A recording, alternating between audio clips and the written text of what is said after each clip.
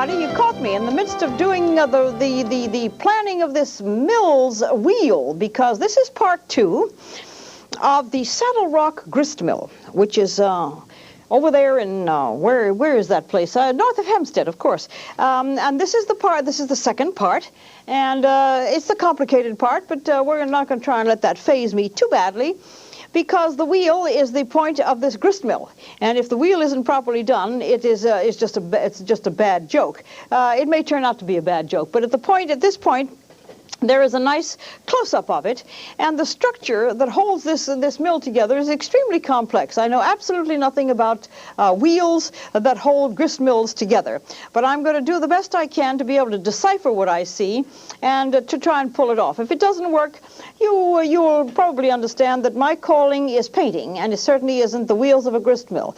But what I can do is to try and follow the general pattern and try to understand what it is that makes these fabulous engineering things work. There are obviously supporting braces such as this one, and it leans on another one, and then that changes color. Oh, please. Anyway, you can suffer with me through this. Otherwise, there are probably a weather report on the other channels that might be more interesting. However, it is the suggestion that I'm after. I'm after the general flavor of this wheel, and I'm not going to question in the least of why it does what it does, because it probably took somebody 300 years to figure out how to build these things, and so my need to explain it now is virtually unimportant. But it's a wonderful and amazing looking thing that's going on down here, and I'm going to keep talking until I'm trying to pull it off. If I fake it, please bear with me. But when I do painting such as this, I usually take pencil sketches of the structure of it so that I can have reference material when I go back to my studio and try to refine it, as I say. And obviously these things are desperately in need of refining. However, I think that you will get the general approach and the general understanding of how you do that. These things stick out here, and oh my, they are so complex. And anyway, it's a great experiment. I'll get back to that a little bit later, but I must resolve an awful lot of this before time passes me by. And there are those wonderful stones that are the base of this mill. But I have to indicate to you how those shingles, the shingles work with the flat end of the brush to try and show you just the shadow part of where the shingles fall. And they can be indicated in a very interpretive way. The only thing you need to do is to remember that they change direction because of the perspective. I said that once before with the other side, and here is the general feeling of how you would get those shingles to be believable, and that the building is in perspective. It's something that I must tell anybody who deals with these things, because you can in fact just start running the shingles all perfectly horizontal, and then you'll find that the building simply doesn't work at all. It's totally askew. Okay, so anyway, we have the general feeling of how this building should go. And the lower structure of stones and so on is, interestingly enough, you think that stones are dark. What they actually are is pale. Stones tend to be pale, and they tend also to be sometimes pale green, because they grow algae by the water. and not very green, but a little bit. The base tone has to be put on, which is light. So the base tone goes on first, and then the stone separations would go on later. By that I'm going to try to explain that to you. Back on this side, it's much darker than it is on the other side for some reason which I'm not even going to attempt to understand. There's a little gate here which has to go in later, apparently to prevent things from flying into that wheel. It must be a most complicated mechanism to have all of that work, I have visited mills a number of times, especially the one in Stony Brook, and then there's a little one that isn't working anymore, and you go down underneath and you see all that structure up above, and you realize the strength with which you have to build something in order to deal with the enormously violent state of water when it wants to be. I will put the stone separations on later, but I have so much time to cover in a half an hour that I want to make sure that the water gets covered. The water in this particular area here is not what water usually is. It's green and sort of brown, and in a way it's much darker than you think, but it is in fact green. And if I can, oops, not green enough. It's got a nice sort of cerulean tone to it, and I must make sure that you understand that this green water is going to be the way you're going to be able to make people understand that this is in fact a watery body down here. Let me see. It's got some lovely darkness to it, but it also has some very pale, wonderful tones. And the darkness is going to end here at the corner of this building. This interesting and mysterious door formation right up here, this pale area here, are doors on 3 floors, opening out over to over the water. The reason for that is more than likely that the grain was done on many of these different floors, and that they were lowered at these different levels. Here is here's the paler part of that water. Which is, even though it's reflecting the white of the door, it has turned blue in its reflection. Let's see if that's right. Yeah, it's sort of right. The reflections, of course, are demonstrated on other programs with a rather unhappy consequence that if you pull paint down from the top part with wet paint, that you will get a reflection, and in my opinion that doesn't work at all. You have to deliberately make these strokes and you will get a more painterly look about them, but you also will get a certain accuracy. Here is the reflection of the corner piece that I have not yet put in, but I'm going to put the reflection in because I got my brush with the color. But there's a corner white corner piece here that is going to pick up the reflection as well in the water. Over here, the water tends to be quite pale. I don't question these things when I see them.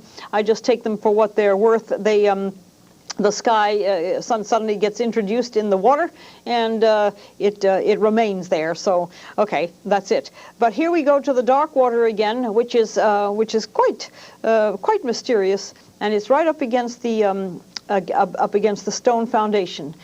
It's darker than the stones. I mean, it's paler than the stones. And if I have to keep talking about it, I'm probably going to lose my train of thought, but that's what I have to do because we're always afraid of something called dead air. But the building ends here, and therefore the reflections are going to end there as well. I mean, the reflection of the building ends where the building does, with some introduction of some pale color in between. And when you're dealing with this, you find yourself being far more observant than you ever dreamed possible, because of the changeability of this kind of a scene. The water will change within a matter of moments from what you expected to see, from what there is actually there. And when this paint sets a little bit, I'll be able to get some more bright tones. There's activity on the surface of the water, more than likely wind. It could be any number of things, but The surface of this water seems to be quite active for what appears to be a stagnant body. It can't possibly be stagnant if there was a grist mill here, but there is probably locks and things that prevent the water from running. So we are assuming that at this point there is no water running here. It is a stagnant pond or a contained area of water. I am assuming this because logically that's why this water does not, there is no flowing quality to this water. Anyway, there's nothing that I probably like better than reflections in water, and I could seem to gravitate towards them in all my selections of pictures. And when I got to the mountains, the first thing I looked for past the wiggly line of the mountain was where's the water, so that with the mountain reflected in it, and I found it. It's called the Shenandoah River, and that's quite a wonderful bunch of reflections going on there. I am hoping that when I come up the next time, I'm going to be coming up with some spring pictures of the Shenandoah Valley, which is a really one of the more historically beautiful places in America. This is the darkness against which that little fence is going to be painted. And all of this in here has turned quite dark because it's all in very deep shadow. And I'm going to just interpret it this way. This little door that's behind there is still visible, but all of this darkness down here is because of the shadow being cast by the wheel of this mill, and it all sort of disappears. Now, I'll get that tan color in here now. Let's see if I can pick that up here and get that get the color of this wheel as it comes down and meets the water. We probably don't see it because of the little fence there, the little flotsam and jetsam fence, and there is also a retaining wall around here I'm trying to imagine what that little retaining wall is around that, and it looks like it's very solid. It's more than likely to prevent the wheel from being damaged, because if that wheel was ever damaged, that mill was in deep trouble. So the protection of that wheel is done with some very solid stone, as you can see, and the top of that stone has got a nice bunch of sunlight on it, and it's in two parts, and there it is again, dissecting this and then going around the corner, and here we have the little fence, which is going to be in white. I hope that I have enough white on here, but here's the little fence that is going to protect the wheel even more from damage of various sorts. The need to put these things up, of course, is all in the, I know that's very dark down near the water because it's gotten all sorts of stuff in it. The darkness is because this stone embankment here has gotten all sorts of algae and things in it. And along here is all sorts of wonderful stuff. Anyway, the separation of the stones I'm going to interpret to you very quickly, because I've got the background of the stones, and they are small, and you have to make sure. Well, they're sort of small. They're probably in reality they're quite large stones, but they're not boulders. And the accuracy with which these stones should be interpreted will give you a general understanding of what the building materials were in this mill, which is in its original place, has not been moved, and more than likely an awful lot of these stones, and this is what sparks my imagination tremendously, is that these stones were picked up by somebody somewhere, brought from a quarry. We don't have stones on Long Island. Long Island is all sand. Once in a while there's a little rock outcropping, but there aren't stones. So more than likely, my guess is that when this kind of a thing was built, the stones and the need for the stones was brought over from Connecticut, because we do not have stones on Long Island. So it's always very interesting to me that the effort that was put in all these years ago with absolutely no technology whatsoever, but with the total understanding that this mill had to have some extremely solid foundation, and if this is stone from Connecticut, then it's limestone, and coming from anywhere on the other side of Long Island Sound. I doubt very much that they would have gone into another part of New York State, or even anywhere near New York. They would have gone directly across the Sound, which is what they always did. So here's the darkness. Here's that wonderful stone foundation, more than likely original, and in this foundation, you know that there is something below the water line, because guess what there is here? There's a window, or some kind of an opening in this stone wall, which tells me that beneath this huge structure there is room, either a basement or something below water. So the engineering was in an advanced state without one single electrical tool to rely upon, and without one single anything else but the human strength and ingenuity to fool with. So we have to kind of hand it to our ancestors. They did complicated things, and they did that under very difficult circumstances, and managed to solve many problems which we might be boggled down with today. I know that when 4 drops of rain fall or 6 flakes of snow fall, the whole system breaks down, falls down, and prevents me from coming up here to do my show, and as it did this winter. And so we could look to our ancestors for these wonderful solving of these difficult problems. Okay, I'm going to take a break right now, having gotten that signal, and I'll be back very shortly.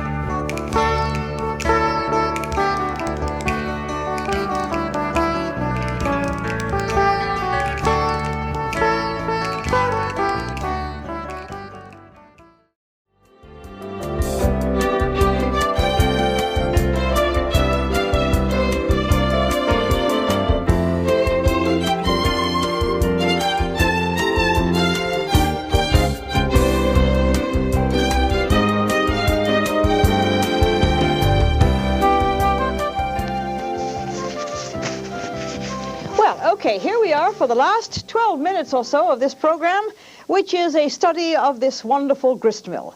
Many details have not been attended to, one of them being the separation of these doors. These doors are vital to the understanding of what takes place in this mill, why this I've never seen this before, and that's probably why I'm talking about it. I have never really seen this kind of a door arrangement in a mill, going all the way up to the 3rd floor, and the bottom of this door ends just below the top of the windows, which is another form of using points of reference for size. This door is followed shortly thereafter by another door with long boards in it, and that ends just about at the level of these windows. And then the same thing happens on down until the entire length of the building has got these huge board and batten doors, which to me is an interesting feature of this particular structure. I'm just showing you about the observation that I've made. It ends right here. This is wrong here, and these are obviously functioning doors for the functioning of this enterprise, namely Mr. Henry Miller's grist mill. There is a slight line that denotes the shingles on the roof, which gives us a nice opportunity to separate this building from the sky. And then we have the need to put that wonderful, cribbly old wiggly tree that is behind the building, and it has obviously it wasn't there when this building was built, but something in the form. This building was probably surrounded by a tremendous number of trees, because felling trees at that time was necessary not only to build these structures, but it was also to clear the land. And in 1702, I'll tell you, there wasn't very much going on out here. There was a tremendous wilderness along Long Island when you realize that you're driving through one of the most congested areas in America. It's hard to imagine that wilderness was ever here, but it was. And the little study that I did a little while ago about the toll house with the toll road, trying to keep the roads open to New York, will tell you something else about the fact that Long Island was a vibrant and active community, but nowhere near what we're experiencing today, of course, and that doesn't come as a news to anybody. But these old structures are really neat things to hang on to. The accuracy with which this is done, of course, is slightly questionable, and I apologize for that. But I think that what I'm trying to do is to get the gist of an idea across to you of how you approach this kind of thing, and how you try to marry it in with the environment, and how to try to get it as accurate as possible in a very short space of time. Obviously, these stones that are underneath here need to be attended to, and there's just a repetition once again of what I did before. Remembering the size of the stones is important. The lower part of these stones have gotten quite dark from age and dirt and whatever. So that means that the color of the water that I chose seems to be okay, because it's paler than the dark part of this stone embankment, the stone foundation right here. That's why the darks and lights play such an important part when they are close to one another. That the oils is the way you can resolve these problems. The watercolors, once you've done it, you have made the commitment, and that's it. So, as I say, you have to understand that oils is actually a very friendly medium, and watercolors are extremely difficult. All of this goes back here and makes a lot of shadowy things, and then I want to make sure that the environment of this place is evident, because there is a hill back here, and the only reason I point that out is because a hill on Long Island is it's not a hill, it's the roof of the building, but it rises. The land rises somewhat there, and that has to be shown, that there is a rise in the land back here, and the flatness is endemic to Long Island, but that a rise in a hill is something quite unusual. Of course, I'm living in the mountains now, and a rise in the hill doesn't mean anything because they're everywhere. Here is the general beginning of the landscape in the distance, and it's all sort of a great leafless branches at this time, because the blooms the trees haven't started blooming yet. But this is an indication of how the landscape goes, and just because it's the portrait of a barn doesn't mean that it can't have its environment around it as well. And over here, there is a dark area, which is also foliage and general woods and trees and bushes and so on. And this little roof in the line, this little building in the back here was sketched in, and it has to be put in somewhat later. And here's a nice sort of a nice old cedar thing with its in my opinion, the decorative oriental branches of one of these wonderful old cedars here sticking out from behind this tree, and it gives a feeling more of this impending storm. When you have an interesting silhouetted branch of a tree, it gives you even more of a feeling of an impending rainstorm. And it also will take care of the fact that you are observant of the area, and that these trees do in fact hug this barn in the background. Then naturally we have the ever-present need to put in the little itty-bitty treeless branches, which fortunately in a couple of weeks are going to then be full of leaves, and this whole picture will be absolutely changed in a couple of weeks. But back here, as if it were growing out of the barn itself, is the indication of great big deciduous trees. Deciduous, of course, meaning that they're deciduous and will produce leaves come the spring and the summer, and then in the fall they'll turn lovely colors, and then in the winter they become and look like this. So the tiny brush that I'm using is an essential part of this kind of painting, because when the branches are leafless, they have to be painted that way. If I were to do this in a couple of weeks, this would probably all turn out to be a brush full of green. And once again, the fascination of observing what is happening in a particular environment at a particular time of year. This is what I keep stressing. When you're going to be working, from life, make sure that you do in fact follow all these wonderful details, which we all take for granted. When we look at these things, we may just be taken in by the shape of the barn and the windows and the water and so on, and but equally as important is what's around it. And this is what's around it. So. Okay, well, we're running out of time as usual, but I've gotten in a little bit more than I expected to, I'm very happy to say. And over here is another one of what I have nicknamed a framing tree. This one happens to be a tall, leafless one also, but it's got some nice lacy quality to it, and it also tells you that this is the time of year when there ain't no leaves. And if a painter is in fact a recorder of time, place, history, and objects and so on, then this is a vital function of this picture. And I think we always like to see that especially if you've painted this yourself, you can say, gee, I remember that day, it was warm, but there weren't any leaves on the trees yet, and the painting is going to just remind you of that more eloquently than anything else, more eloquently than a photograph, because you yourself have been the observer of this particular place. And observation is my shtick, as they say, and it enriches everyone's existence if there is, in fact, some clear observation of what's around you. There's that wonderful area in the back there with that wonderful bunch of, well, this tree has got even better things going for it. It's got all sorts of little dots at the top of it, and it's obviously it's a very healthy tree. So. Let me say to you that even though this is taped, and even though I did not get any phone calls, it's still nice to be able to know that maybe some people are out there watching, that I'm giving them a little bit of information that they might not have had otherwise. In the meantime, be sure that you sort of put it down to remember to watch this program at the end of the month, at which time one program on just Tuesday evening will be live and with phone calls, and the other ones will also, of course, be like this, taped and full of full of my advice and my sometimes maybe overly verbose comments about the area in which we live. However, a lot of people think that even though I do babble on and on, I get some kind of a message across occasionally.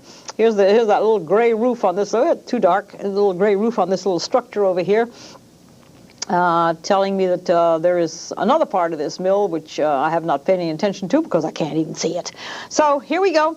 Thanks for watching. This has been really an interesting experience, trying to accomplish something in a matter of moments that would ordinarily take me days and days and days, and try and hope that it will introduce you to the possibility that you can paint these architectural buildings as not just as a memento, but also as a historical record. That mill is going to have some work done on it, I mean the wheel, but right now this is it. This is the end of the program. Oh, I see those are 6 over 6 on both heights of the window. That's the vintage, 6 panes over 6 panes. There you have it. Travel log ended. Program over. Thanks for watching. Come again. Bye-bye.